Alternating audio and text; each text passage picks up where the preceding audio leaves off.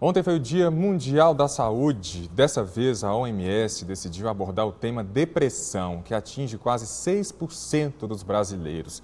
Mas a doença tem tratamento e o primeiro passo é conversar sobre ela. Hoje, aqui no MG Inter TV, a gente vai falar sobre depressão e outros assuntos para ajudar você a cuidar da sua saúde. Quem participa do nosso debate aqui é a Bruna Mocelin, que é médica nutróloga. Boa tarde, Bruna, bem-vinda. Boa tarde, Tiago. Boa tarde aos amigos de casa. Nós também convidamos Pedro Paulo Narciso, que é psiquiatra. Bem-vindo, boa tarde. Boa tarde, Tiago. Obrigado pelo convite. E o Fernando Gonzalez, que é clínico geral. Boa tarde também. Boa tarde. Muito bem-vindo ao MG Inter TV. Muito obrigado. Fernando, eu já começo com você. Vamos falar sobre depressão primeiro, né? Sim. Normalmente, quando aparece algum caso, ele começa, a porta de entrada, digamos, para o tratamento, é com o clínico geral? Geralmente é e deveria ser sempre assim, né? Ocorrem alguns sintomas que nós percebemos, como choro excessivo, a pessoa que come muito ou, na maioria dos casos, a que come menos ou deixa de comer, pessoas que ficam isoladas, não saem de casa, pessoas com dor crônica, cardiopatas, coronariopatas, pacientes imunossuprimidos, com câncer, com doenças crônicas graves. Geralmente a gente identifica alguns sinais e sintomas. E aí, depois de identificar isso, encaminha para um psiquiatra. Isso, e a partir Tiago. daí, o que acontece? É interessante que os profissionais de ponta, que a gente chama na ponta, que estão atendendo a população, nas unidades básicas de saúde, os clínicos gerais, eles estejam preparados para identificar os casos de depressão, tratar a maioria deles, que são leves a moderados, e se essa depressão for um pouco mais complicada, o paciente não estiver respondendo, for um pouco mais grave, ele encaminhar adequadamente ao especialista, que é o psiquiatra, e também a importância do psicólogo, né, para ser feita a terapia junto com os medicamentos. Como categorizar, digamos assim, se o nível é baixo, moderado, ou se a depressão já é avançada? Como diferencia isso? Geralmente, Tiago, a depressão leve, a pessoa consegue ainda estabelecer alguma atividade no meio social, no meio profissional, consegue, apesar de ter algumas perdas de performance, não conseguir trabalhar normalmente, ele consegue disfarçar como se fosse isso. E depressões mais avançadas, moderada a grave, a pessoa já não consegue mais sair de casa, não consegue frequentar festas e meios sociais, não consegue trabalhar e fica mais em casa mesmo, retraído. Também a nível hospitalar, em relação às tentativas de autoextermínio, né, os suicídios, então é muito importante o clínico, o emergencista, identificar o problema e indicar o tratamento específico com o especialista, que é o psiquiatra. Entendi. Bruna, o Fernando falou um pouco dos sintomas, né? Muito de tristeza, de reclusão. Nesse processo, a pessoa também deixa de se alimentar como deveria? Sim, na verdade, assim, a gente pode ter dois extremos, ou a pessoa parar totalmente de se alimentar, ou fazer uma alimentação inadequada, ou então o excesso, né, de alimentação. A grande maioria dos casos vem cursar, então, com um quadro de anorexia, o paciente acaba se recusando a fazer as refeições e, assim, acaba tendo déficits nutricionais também. Alguns casos, o paciente pode comer em excesso e também levar a quadros de obesidade, só piorando toda a situação do paciente. Tem algum tipo de doença específica de gente que está com quadro de depressão, às vezes grave, por exemplo? A gente vê grandes perdas de peso, né? E aí que a psiquiatria vai ajudar muito, porque eles vão fornecer a medicação adequada e aí a gente consegue fazer um controle junto com a alimentação balanceada, mudança de hábitos de vida, reerguer esse paciente. Olha só, a gente está falando em depressão, a gente vai ver uma reportagem agora. Você sabia que o bullying pode ser uma das causas dessa doença? Uma pesquisa do IBGE aponta o tamanho desse problema. Quase metade dos estudantes entrevistados disse já ter sofrido bullying. Um desafio cada vez maior para pais, professores e para os próprios jovens. Quem diria que notas boas pudessem ser algo ruim? Para essa adolescente, hoje com 16 anos e que prefere não ser identificada, isso já foi um problemão quando ela virou alvo de bullying. Jogar bolinha de papel, derrubar meus materiais, que você estava andando assim, esparrava em você. Então era bem chato, assim. Quatro olhos por causa do óculos. Ela conta que até chegou a se sentir culpada por não ser aceita pelos colegas. Porque você sempre acha que o problema é com você, não é? Porque você que tá errado, não sou eles. Depois de desabafar com os pais e procurar ajuda terapêutica, ela diz que superou o trauma e até dá conselhos. Você procurar ajuda, não deixar isso causar problemas no seu rendimento escolar ou até na sua saúde, porque eu fiquei doente. O drama atinge mais jovens do que se imagina. Segundo uma pesquisa do IBGE, 46% dos estudantes brasileiros afirmam ter sofrido bullying e humilhações de colegas na escola. Essa psicopedagoga conta que o número de atendimentos no consultório é crescente. E o bullying de hoje não é só um apelido, como já foi tempos atrás. A questão é que a gente está num mundo contemporâneo em que os valores estão muito fragilizados, né? Então, o que está acontecendo? As crianças, às vezes, elas estão mais perversas em relação ao bullying, à prática do bullying, porque, às vezes, no núcleo familiar, não tem esse assento, não tem essa base de valores que devem ser passados pelos pais para os filhos. Pais e educadores têm mesmo que estar atentos. Brincadeiras de mau gosto, apelidos humilhantes, ameaças e até agressões físicas. Tudo isso pode caracterizar bullying. E desde o ano passado, uma lei federal responsabiliza também as escolas onde ocorreu a violência. Elas têm que atuar na prevenção, diagnóstico e nos tratamentos. Nesta da rede municipal, são os próprios alunos que ajudam a mobilizar a turma contra o bullying. São os ouvidores mirins. O Gabriel é um deles. Nós recebemos opiniões dos estudantes para ver o que é que nós podemos mudar na escola. Tem colega meu que é muito tímido, né? Aí fica com vergonha de falar na coordenação, esse negócio. Aí vem para falar com nós. Foi com a ajuda dessa turminha que esse adolescente de 13 anos se encorajou para dar um basta às ofensas. Eu resolvi contar para minha mãe e ela acabou vindo aqui na escola e conversando com a coordenação, com a direção. A vice-diretora acompanha tudo de perto. Segundo ela, o limite entre a brincadeira e a violência pode ser mínimo. A regra é o sofrimento da criança, da vítima, né? Então, assim, a gente vai percebendo se é uma coisa que há mais tempo, o que está acontecendo, mas sempre o diálogo. Ô Pedro, quando uma criança, por exemplo, de 10 anos de idade, sofre bullying, o que acontece na cabeça dela, hein?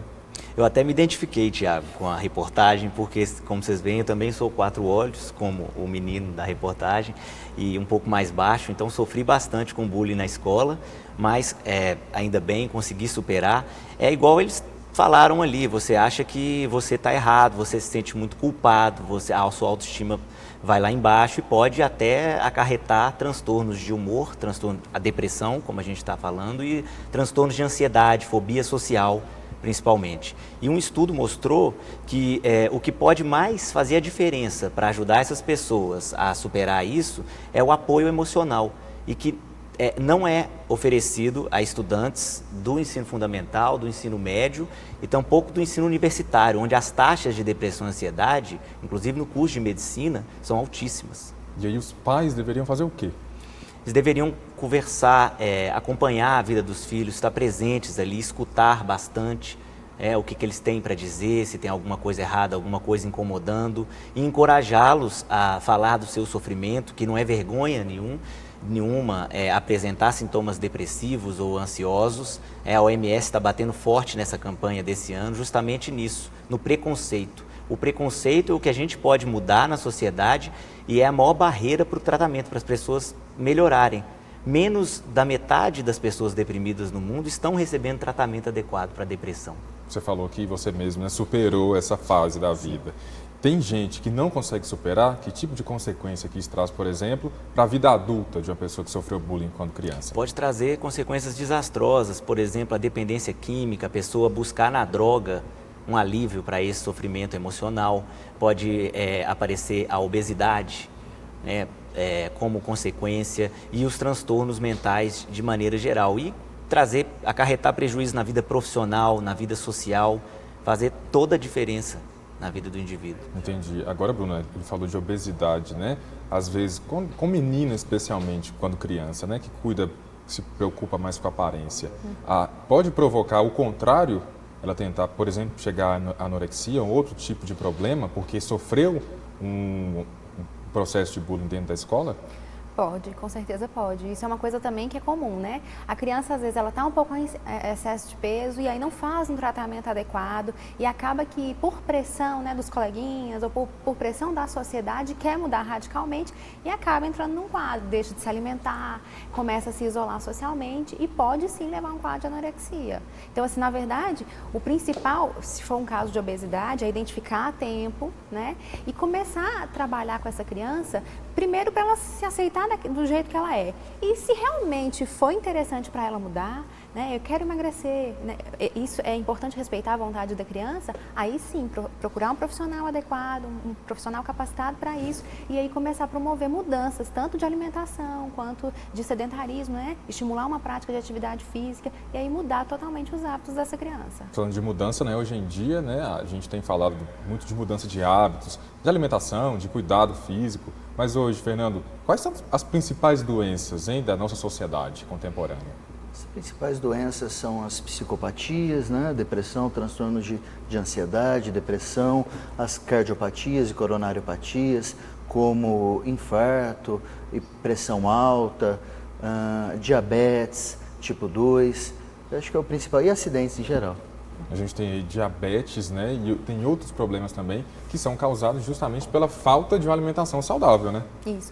Na verdade, assim, a gente até estava conversando anteriormente, as nossas próprias diretrizes nutricionais estão erradas, né? Eles estimulam um consumo muito alto de carboidrato na alimentação e tudo isso, infelizmente, vai predispor a doença. Então, assim, a gente precisa primeiro mudar a consciência dos próprios profissionais, dos próprios colegas, as diretrizes brasileiras e depois começar a mudar a alimentação da população. Então, primeiro eu preciso parar de incentivar esse consumo exagerado de carboidrato. Isso está fazendo a minha população ganhar peso e está levando a consequências desastrosas. O diabetes, por exemplo, antigamente a gente só via o diabetes tipo 2 em adultos a partir dos 40, 50 anos. Agora não, a gente está vendo crianças desenvolverem diabetes tipo 2, que é consequência de sobrepeso e obesidade. E por causa desses maus hábitos. Maus hábitos. Entendi. Agora, a gente volta sempre a falar da depressão, né? Eu tenho um dado aqui da Organização Mundial da Saúde que fala que essa é a segunda maior causa de morte de jovens. Aliás, desculpa, o suicídio, né, às vezes provocado pela depressão, que é a segunda maior causa de morte de jovens aqui no Brasil hoje, de 15 até 29 anos. Doutor, por que isso acontece? Então, o maior fator de risco para uma pessoa chegar ao suicídio, finalizar a sua vida, é a depressão, estar deprimido. Mais de 80% daqueles que cometeram suicídio estavam deprimidos. Então, por exemplo, nos países desenvolvidos, já é a primeira causa de morte entre jovens, ultrapassou os acidentes.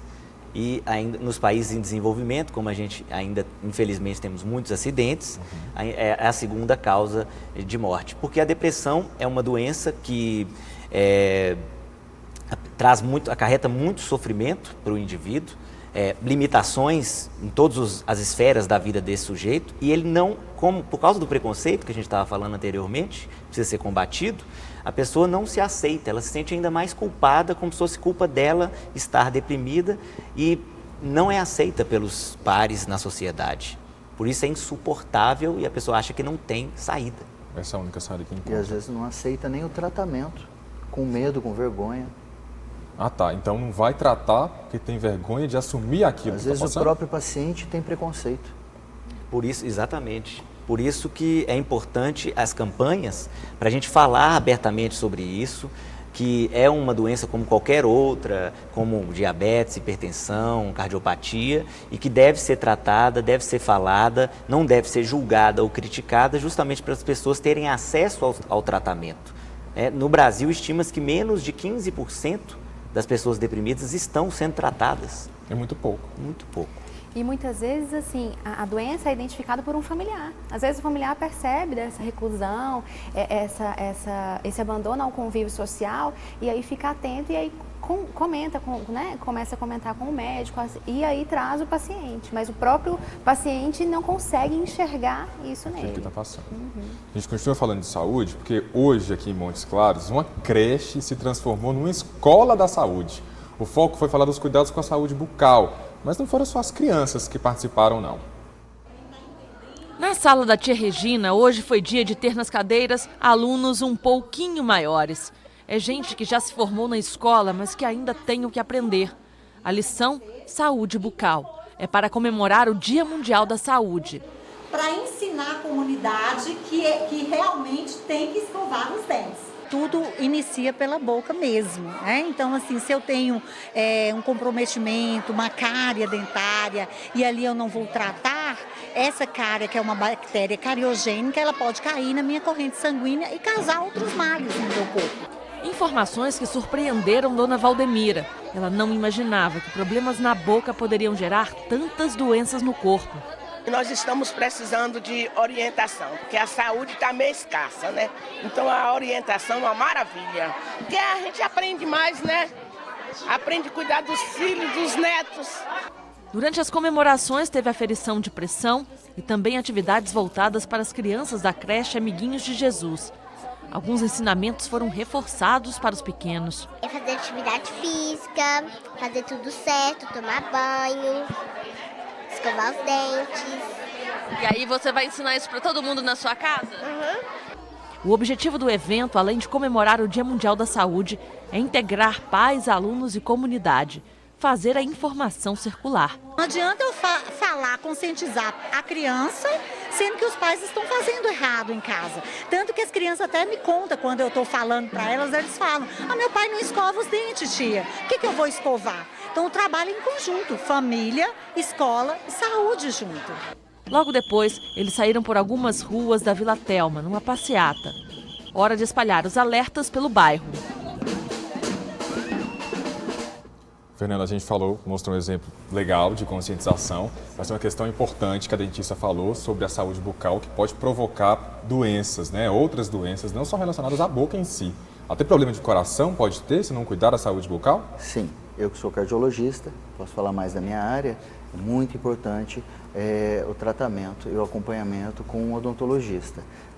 Na cardiologia, a cárie que não foi tratada, alguma infecção em gengiva, pode provocar infecção no coração, pode provocar, por exemplo, endocardite, doença reumática, entre outras.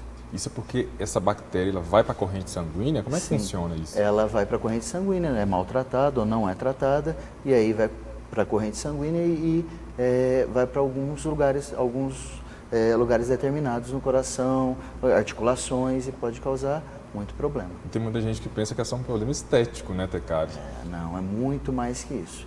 É a saúde do corpo. Tem algum tipo de alimento, Bruna, que é mais provável que dê cárie se não houver uma higienização adequada depois ou não? Qualquer tipo? Principalmente os açúcares, né? E a alimentação nossa hoje em dia é riquíssima em açúcar. Desde a bala que a gente consome, ao suco de fruta. Então, assim, todos esses alimentos, eles predispõem sim o alto teor de açúcar da alimentação. E quando você fala de criança, que não preocupa muito em escovar os dentes às vezes, é mais grave, né?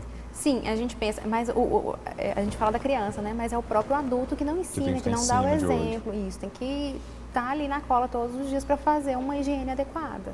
Nessa semana, né, a gente teve outras ações aqui em Montes Claros de conscientização com relação à saúde, a câncer e tudo mais. Qual que é a importância que vocês veem desse tipo de ação aberta para a comunidade? Informação sempre é muito importante, né? E prevenção é fundamental.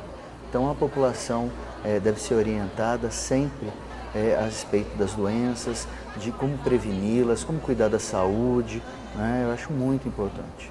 Inclusive, Fernando, falando de prevenção, a OMS, nessa campanha de combate à depressão, ela verificou que investir na prevenção da depressão pode ser uma grande economia para os governos, para os países.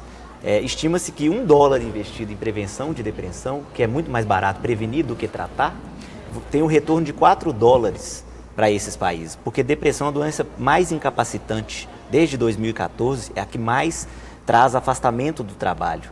Então, se você investir em prevenção, você vai estar ganhando em economia, em dinheiro, em riqueza para a nação.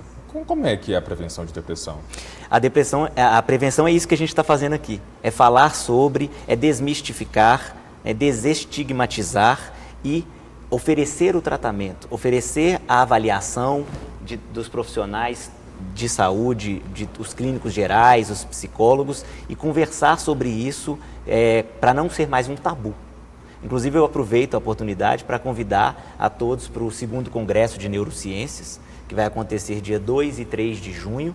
As inscrições já estão abertas e a gente vai falar muito sobre a questão da unidade mente-corpo, que é o indivíduo como um todo. Ele adoece não só do corpo, ele adoece da mente, e isso é um global que precisa ser olhado, uma visão holística, né, do sujeito inteiro. Então a gente tem que falar de hábito saudável, né? Na verdade, a gente tem que pensar em saúde como um todo, né? E saúde não é só a ausência de doença, a gente precisa de um bem-estar tanto físico quanto mental, um convívio social também.